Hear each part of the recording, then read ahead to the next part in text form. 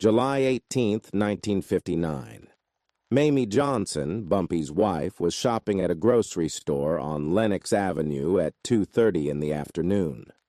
She was selecting produce when a dispute erupted at the counter.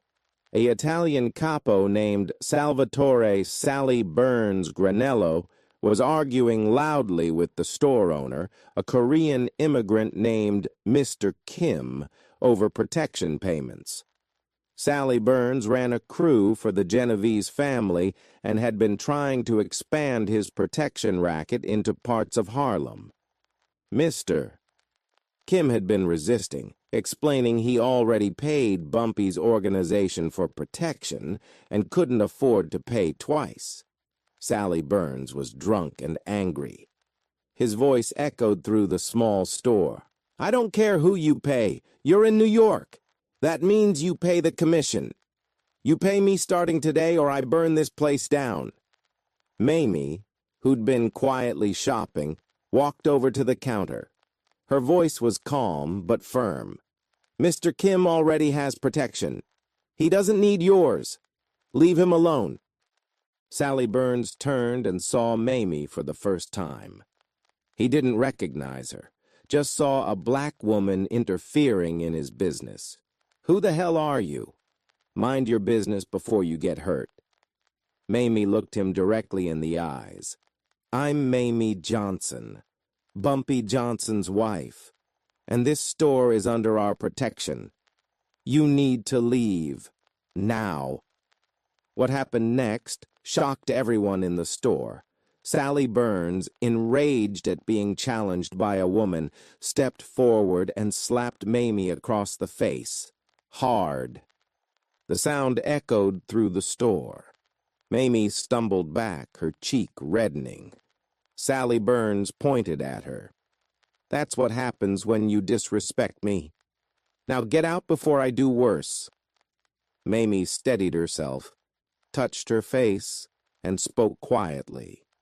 "You just made the biggest mistake of your life."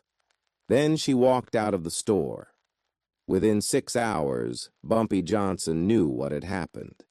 Within 24 hours, Sally Burns understood the consequences. Within 1 week, Sally Burns and his entire immediate family had fled New York and would never return. What Bumpy did to Sally Burns wasn't violence.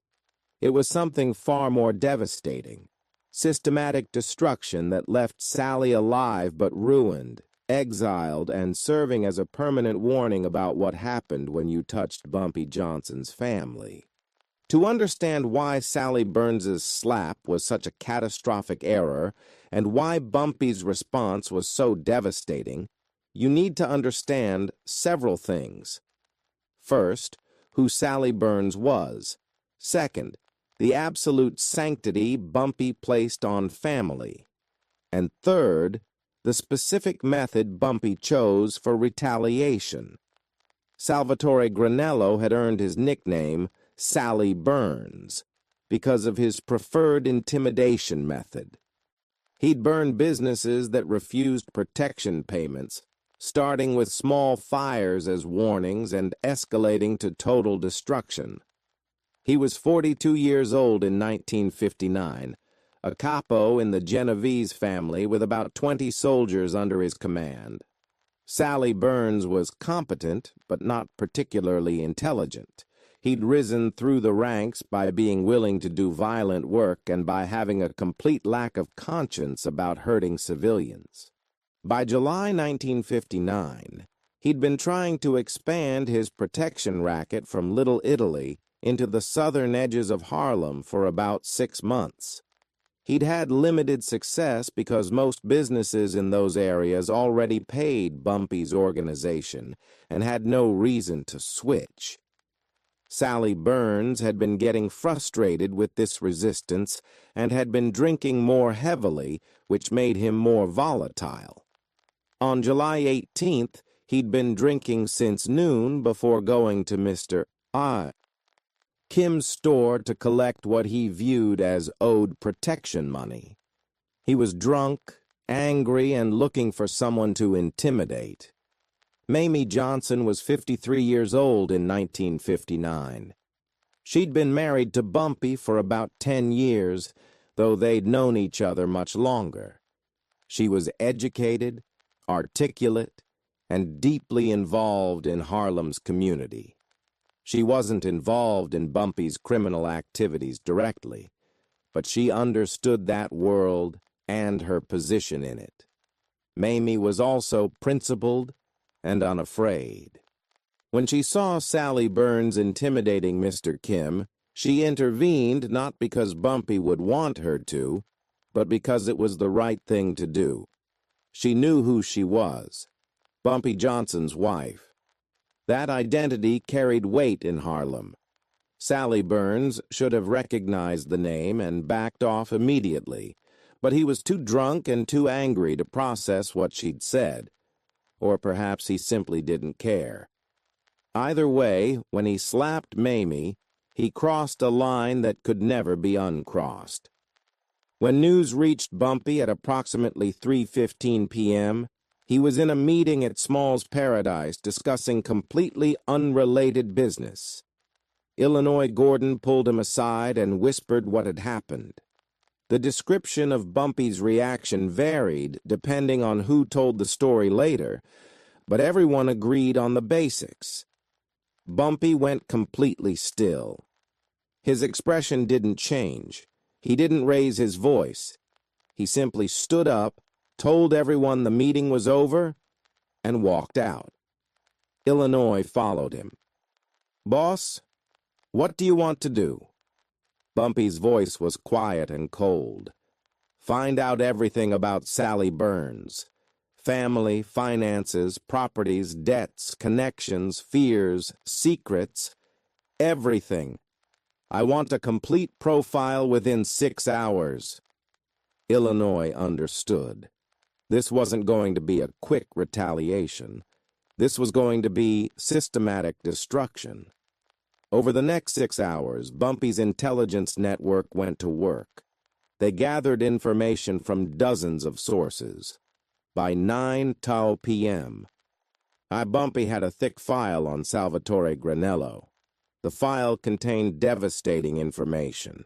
Sally Burns had been skimming from his protection collections, keeping money that should have gone to the Genovese family. He'd been doing this for over a year, accumulating about $40,000 he'd hidden from his bosses. Sally Burns had a mistress in Queens named Angela, who he'd set up in an apartment using money from his skimming. His wife Maria knew about the affair and was deeply unhappy, but stayed because of their 3 children. Sally Burns's younger brother Tony was involved in minor criminal activities, but wasn't a made member of any family. Tony had debts to several loan sharks and was vulnerable to pressure. Sally Burns himself owed money to a Genovese loan operation for gambling debts, about $15,000 that he'd been paying back slowly.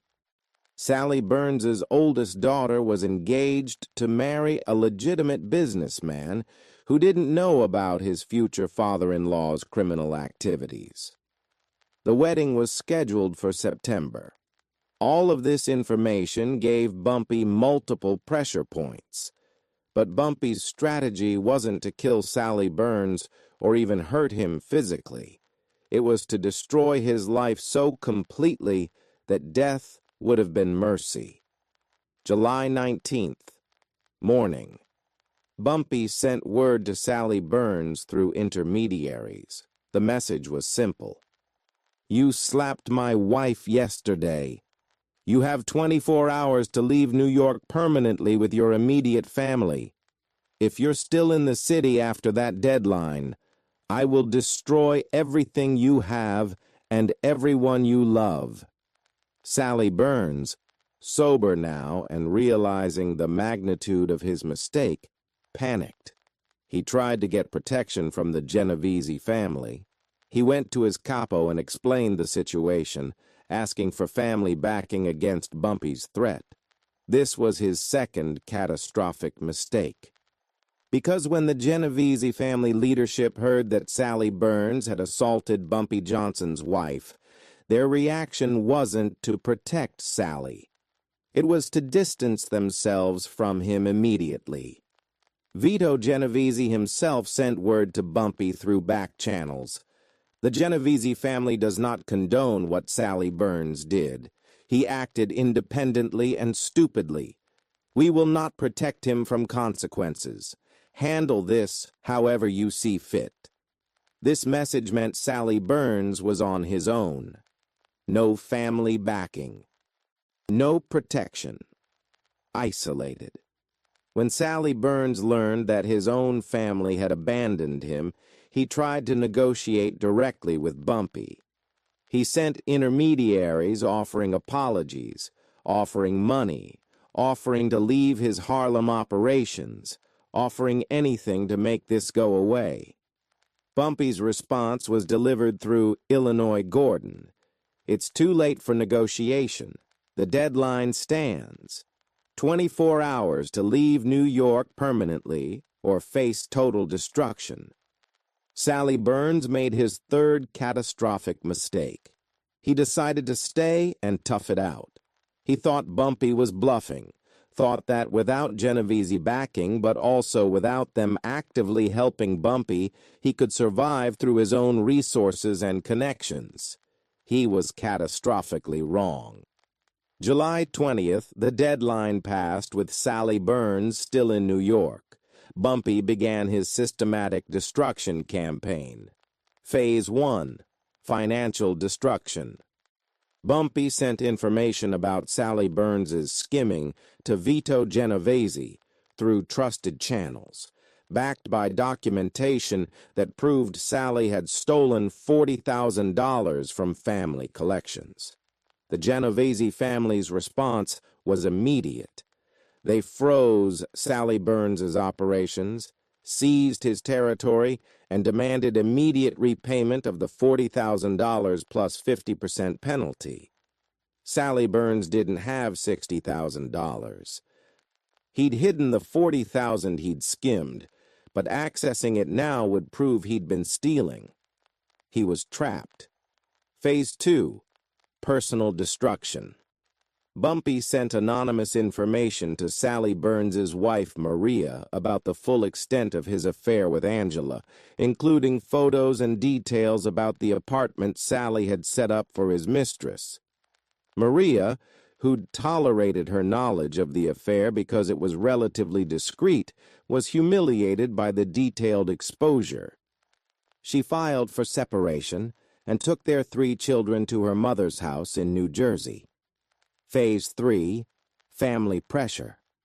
Bumpy's people approached Sally Burns's brother Tony and offered to pay off his loan shark debts, about $8,000, in exchange for Tony's public statement that his brother had brought shame to their family. Tony, desperate and seeing no loyalty from Sally, accepted. He made a statement to various neighborhood people that Sally Burns was a disgrace who attacked women and had destroyed their family's honor. Phase 4. Future destruction. Bumpy sent anonymous but detailed information about Sally Burns's criminal activities to the legitimate businessman engaged to Sally's daughter. This included evidence of murders, arson, extortion. The businessman, horrified, broke off the engagement immediately. Sally's daughter was devastated. Phase 5. Operational destruction. Bumpy used his connections with police to feed them information about Sally Burns's criminal activities. Not enough to guarantee arrest, but enough to make Sally's operations impossible to conduct. Every time Sally tried to collect protection money, police would show up. Every time he tried to meet with associates, surveillance would appear. His business became impossible. Phase 6. Physical pressure. It demonstrated that Bumpy's intelligence network was sophisticated enough to gather comprehensive information quickly and use it strategically. Sally Burns's life had been destroyed in 9 days using information most people didn't know existed. This made everyone more cautious about what vulnerabilities they might have that Bumpy could exploit. Third, it showed that Bumpy's preferred method of retaliation was systematic destruction rather than simple violence. Death would have been quick. Exile after complete destruction was permanent suffering. This approach was more terrifying than murder. Fourth, it proved that the Commission wouldn't protect Mayme members who violated certain boundaries. The Genovese family's abandonment of Sally Burns sent a message that assaulting women, especially women connected to respected operators, was beyond the pale. When Illinois Gordon asked Bumpy why he'd chosen exile and destruction rather than simply killing Sally Burns, Bumpy's answer was instructive. Killing him would have been a message that lasted a week. What I did to him is a message that will last decades. Every time someone thinks about disrespecting my family or my community, they'll remember Sally Burns. How his life was destroyed, how his family suffered, how he ended up in exile working construction in Pennsylvania. That memory is more powerful than fear of death. Mayme Johnson herself rarely spoke publicly about the incident. But in an interview decades later, she was asked how she felt about Bumpy's response. Her answer was complex. Part of me wished he'd just let it go. Sally Burns was drunk and stupid. Did his entire life need to be destroyed over one slap? But another part of me understood that it wasn't just about me. It was about principle. If Bumpy had let this pass, it would have signaled that his family could be touched. That would have put our daughters at risk. Every criminal in New York would have seen weakness. So while I felt sympathy for Sally Burns's innocent family members, I understood why Bumpy did what he did. And I'd be lying if I said there wasn't satisfaction in watching a man who'd hurt me face real consequences. The grocery store owner, Mr. Kim, remained a loyal supporter of Bumpy's for the rest of Bumpy's life. The store became a kind of informal museum piece, where older Harlem residents would point out to younger people, "That's where Sally Burns made his mistake. That's where it all started." The story became legend in Harlem. Bumpy Johnson's wife got slapped by a mobster. Within a week, the mobster's life was destroyed, and he fled the city forever. Never came back, died in exile. That's what happens when you disrespect Bumpy's family. The Sally Burns incident was referenced in FBI files as evidence of Bumpy's sophistication and reach. A report from 1960 noted, "Subject Johnson's response to the assault on his wife demonstrates capacity for complex multi-phase operations involving intelligence gathering, strategic pressure application, and coordination with multiple criminal organizations." Subject's preferred method of retaliation appears to be systematic life destruction rather than violence, making traditional law enforcement protection strategies ineffective. The Genovese family's abandonment of Sally Burns created some internal tensions. Some members felt the family should have protected a Mayme member regardless of what he'd done. Others argued that Sally's actions were so stupid and indefensible that he deserved no protection. This debate continued for years, but ultimately the precedent stood. Certain actions put you beyond family protection. Assaulting the wife of a respected independent operator was one of those actions. Sally Burns's brother Tony, who'd publicly disowned Sally, eventually moved to California and lived a legitimate life. He told people he'd had a brother who'd been involved in organized crime, but they'd had a falling out. He never explained the details. Sally Burns's wife, Maria, eventually remarried, and lived a quiet life in New Jersey. She maintained that her ex-husband had been a troubled man who'd made terrible decisions, and that she and her children were victims of those decisions. She was largely correct. Sally Burns's daughter, whose engagement had been broken off, eventually married someone else and lived a normal life.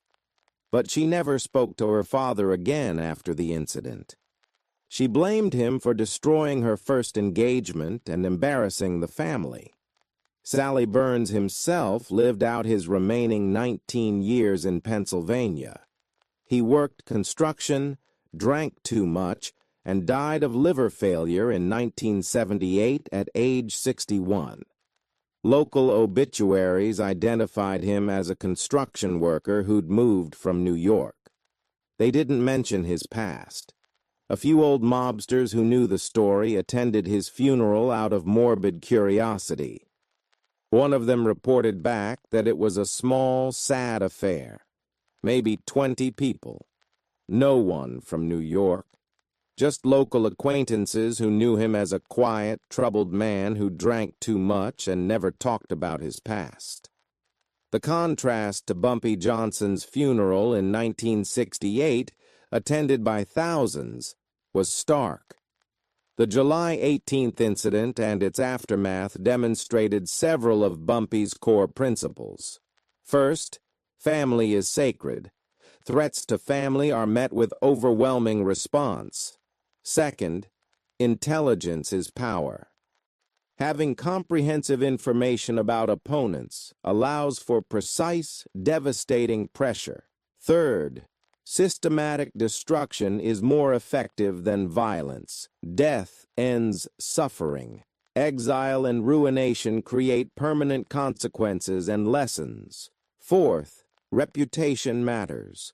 Sally Burns's reputation was destroyed as completely as his life, ensuring the lesson reached everyone. The incident also showed the limits of organizational protection. Sally Burns was a made member of a powerful family, but his actions were so indefensible that his family abandoned him. This demonstrated that certain moral boundaries existed even in organized crime. When Bumpy Johnson died in 1968, Sally Burns was still alive in Pennsylvania. But he didn't attend the funeral, didn't send condolences, didn't acknowledge Bumpy's death in any way.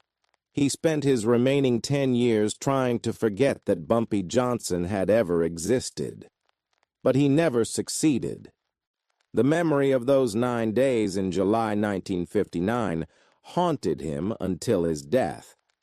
If you made it to the end of this story, you understand why touching Bumpy Johnson's family was the most catastrophic mistake Sally Burns ever made.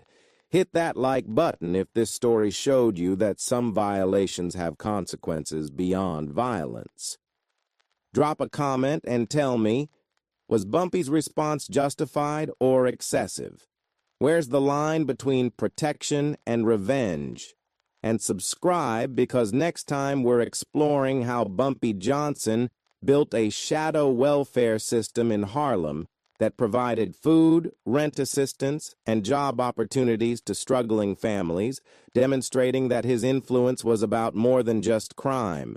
You won't want to miss that. Remember what happened on July 18, 1959. Sally Burns, drunk and angry, slapped Mayme Johnson in a grocery store. Within 6 hours, Bumpy knew. Within 9 days, Sally's life was completely destroyed. He lost his position, his family, his money, his reputation, everything. He was exiled from New York permanently and died in Pennsylvania 19 years later, never having returned even once. Bumpy didn't kill him. Death would have been mercy. Instead, Bumpy destroyed Sally's life so thoroughly that he became a permanent warning. Touch Bumpy's family and you don't die quick. You lose everything and live with the consequences. That's not just revenge. That's sending a message that echoes through decades. Sally Burns made one mistake in a moment of drunken anger. That mistake cost him everything. and it ensured that for the next 9 years until Bumpy's death, no one ever touched, threatened, or disrespected anyone in Bumpy Johnson's family, because they all remembered Sally Burns, and they all understood that some violations have consequences worse than death.